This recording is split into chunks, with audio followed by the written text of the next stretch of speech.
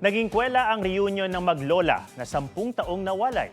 Hindi kasi agad nakilala ni Lola ang kanyang apo at napagkamalan pa niyang magnanakaw. Pusuan na yan sa report ni Jonathan Andal. Isang dekadang hindi nakapiling ni Peter Paul Paterno ang kanyang Lola Chari sa Albay. Sa New Zealand na kasi nakatira si Peter. Nang magdesisyong umuwi sa Pilipinas, hindi niya sinabihan si Lola para surprise. Pero nang dumating ang kanila sanang sweet reunion, Sino nga ito? Sino mga ito? hindi siya nakilala ng kanyang Lola. Sino ka? Ang kanyang apo, inakala ni Lolang magnanakaw. Sino ka nga? Muntik tuloy niyang mapalo ng walis tingting ang apo. Nang tanggalin ni Peter ang kanyang shades at magpakilala, Wala si Peter to, si Peter.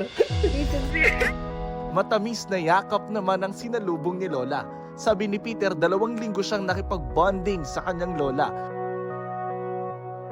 Nang paalis na siya, tila ayaw na siyang pakawalan sa higpit ng yakap ng kanyang Lola.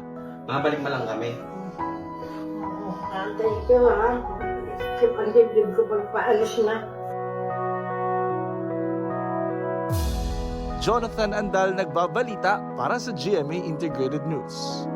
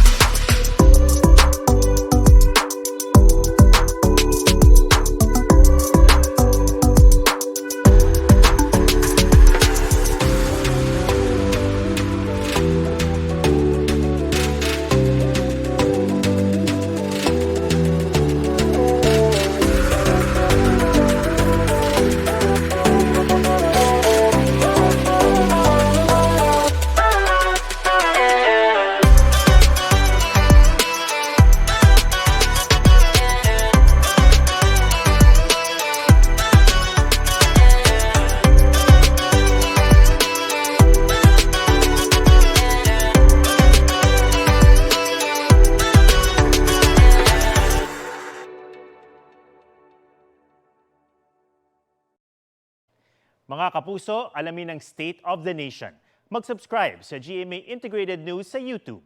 Sa ating mga kapuso abroad, samahan niyo kami sa GMA Pinoy TV at sa www.gmanews.tv.